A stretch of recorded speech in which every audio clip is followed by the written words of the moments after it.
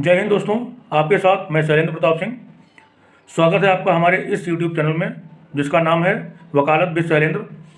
दोस्तों, आज का वीडियो बहुत महत्वपूर्ण है क्योंकि आज के इस वीडियो में हम जानेंगे चार्जशीट क्या होती है, चार्जशीट का कोर्ट में क्या रोल होता है, पुलिस चार्जशीट कब बनाती है, BNSS में इसके लिए कौन सा नया सेक्शन है, जो हमारा नया एक्ट BNSS बना है इसमें कौन सी नई धारा है चार्जशीट को लेकर के, चार्जशीट पुलिस द्वारा कोर्ट में पेश करने के बाद क्या होता है। आज के इस वीडियो में हम इन सब के बारे में विस्तार से पॉइंट टू पॉइंट जानेंगे। अगर आप 0% कुछ भी नहीं जानते तब भी आपको इसमें 100% ऑथेंटिक जानकारी मिल जाएगी। इससे पहले कहना चाहूँगा कि अगर आपने अभी तक इस यूट्यूब चैनल को सब्सक्राइब नहीं किया है तो इस चैनल को सब्सक्राइब और बेल आइकॉन को जरूर दबा दीजिए, जिससे ऐसे ही वीडियो की नोटिफिकेशन आपको प्राप्त होती रहे। अब आते हैं अपने मेन टॉपिक पर। आखिर क्या होती है चार्जशीट और किसी भी कोर्ट या कचहरी में क्या है इसकी अहमियत। दोस्तों, BNSS की सेक्शन 193 के तहत चार्जशीट को परिभाषित किया गया है। चार्जशीट आपराधिक मामले में जांच पूरी होने के बाद पुलिस अधिकारी या जांच एजेंसी द्वारा तैयार की जाने वाली अंतिम रिपोर्ट होती है। अदालती प्रक्रिया में या फिर खबरों में आपने चार्जशीट शब्द के बारे में ज़रूर सुना होगा, लेकिन क्या आप जानते हैं चार्जशीट का क्या मतलब होता है और किसी भी कोर्ट या कचहरी में क्या है इसकी अहमियत। अगर नहीं तो आइए बताते हैं आपको इस वीडियो में। क्या है चार्जशीट। दोस्तों, असल में चार्जशीट आपराधिक अदालत में अपराध के आरोप को साबित करने के लिए तैयार की गई आखिरी रिपोर्ट होती है या एक लिखित दस्तावेज होती है जिसे पुलिस अधिकारी या जांच एजेंसी मामले की पूरी जांच करने के बाद तैयार करती है। चार्जशीट में पीड़ित व्यक्ति या अन्य व्यक्ति द्वारा दिए गए संज्ञेय अपराध के बारे में लिखित या मौखिक जानकारी शामिल होती है। चार्जशीट में ये बातें शामिल होनी चाहिए जैसे कि नामों का विवरण कि किस व्यक्ति ने किन व्यक्तियों ने अपराध किया है, सूचना की प्रकृति मतलब जो सूचना मिली है वो किस प्रकृति से किस माध्यम से मिली है और अपराध क्या है। यह रिपोर्ट दंड प्रक्रिया संहिता की CRPC की धारा 173 के तहत पहले था, लेकिन अब BNSS की जो धारा है 193 इसके तहत चार्जशीट को परिभाषित किया गया है। इसमें FIR दर्ज करने की प्रक्रिया से लेकर जांच पूरी होने और रिपोर्ट तैयार होने तक के सभी रिकॉर्ड शामिल होते हैं। चार्जशीट तैयार करने के बाद पुलिस स्टेशन का प्रभारी इसे एक मजिस्ट्रेट को भेज देता है। मजिस्ट्रेट को चार्जशीट में बताए गए अपराधों का संज्ञान लेने का अधिकार होता है ताकि आरोप तय किए जा सकें। दोस्तों, चार्जशीट दाखिल होने के बाद मजिस्ट्रेट अपराध का संज्ञान लेते हैं और व्यक्ति को अभियुक्त माना जाता है या फिर उसको बरी कर दिया जाता है जैसा कि जांच में पाया जाता है। इसके बाद अगर उसको व्यक्ति को अभियुक्त माना जाता है तब इसके बाद अदालत यह तय करती है कि अभियुक्तों में से किसके खिलाफ मुकदमा चलाने के लिए पर्याप्त सबूत हैं। अदालत द्वारा आरोप तय करने के बाद न्यायिक प्रणाली में अभियुक्तों के खिलाफ इल्जाम के तौर पर कार्रवाई शुरू होती है। दोस्तों, कोई भी चार्जशीट कब पूरी मानी जाती है। दोस्तों, सुप्रीम कोर्ट ने कहा है कि चार्जशीट ऐसी होनी चाहिए कि उससे साबित हो जाए कि अपराध कब, कहां, कैसे और किस सोच से हुआ है।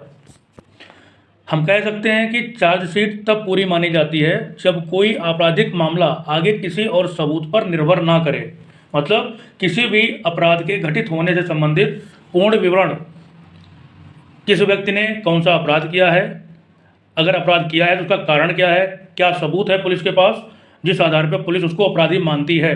अपने पूरे सबूत सभी तथ्यों के साथ जब चार्जशीट में रिटर्न किए जाते हैं तब उसको हम मानते हैं कि वो चार्जशीट पूरी हो गई है।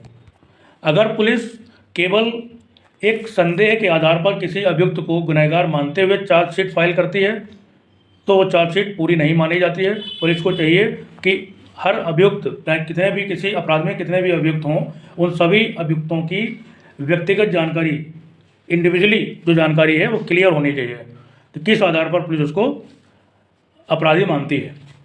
चार्जशीट को पूरा जो पुलिस अदालत में 90 दिनों के भीतर तैयार करके प्रस्तुत करती है। जो पुलिस है वो अदालत में 90 दिनों के भीतर चार्जशीट को तैयार करके प्रस्तुत करती है। यह अदालत को आरोपी के खिलाफ आरोप स्थापित करने में मदद करती है और उसे आगामी जो आने वाली कानूनी प्रक्रिया है उसके लिए तैयार करती है। अगर अदालत को यकीन होता है कि प्रमाण अपर्याप्त है या अपराध नहीं हुआ है तो वह आरोप को निरस्त कर सकती है। एक पूर्ण चार्जशीट में कानूनों की उन स्पेशल धाराओं का उल्लेख किया जाता है, साथ ही साथ BNSS की उन धाराओं का उल्लेख भी किया जाता है जिनके तहत आरोपी पर आरोप लगाया गया है और जिसके आधार पर आरोपी का आरोप सिद्ध होता है। चार्जशीट पीड़ित को न्याय दिलाने में मदद करती है। यह पीड़ित को आरोपों और साक्ष्यों से अवगत कराता है और न्यायिक प्रक्रिया में भाग लेने का अवसर प्रदान करता है। अब प्रश्न उठता है कि चार्जशीट दाखिल होने के बाद क्या होता है। तो दोस्तों, जब चार्जशीट पुलिस द्वारा किसी मजिस्ट्रेट को प्रस्तुत कर दी जाती है तो उसके बाद क्या होता है, समन जारी किया जाता है।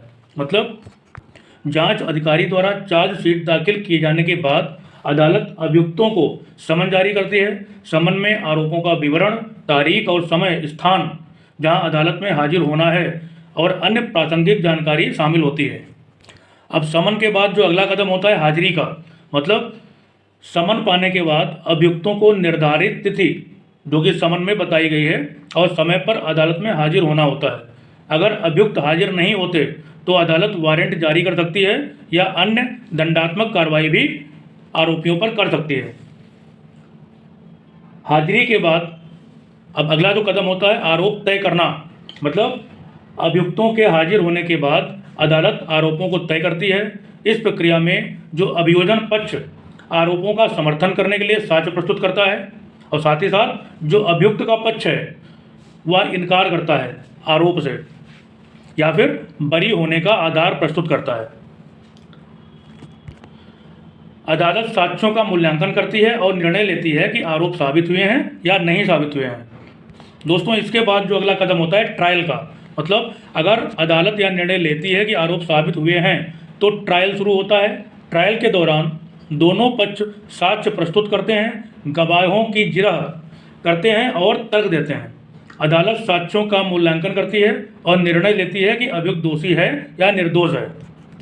ट्रायल जब कंप्लीट हो जाता है तो उसके बाद अगला स्टेप होता है फैसला, मतलब डिसीजन का, कि कोर्ट का क्या डिसीजन हुआ उस अपराध के बारे में। तो अगर अदालत अभियुक्त को दोषी ठहराती है तो वह उन्हें सज़ा सुनाती है। सज़ा अपराध की गंभीरता, अभियुक्त के आपराधिक इतिहास और अन्य जो कारक होते हैं उन पर निर्भर करती है।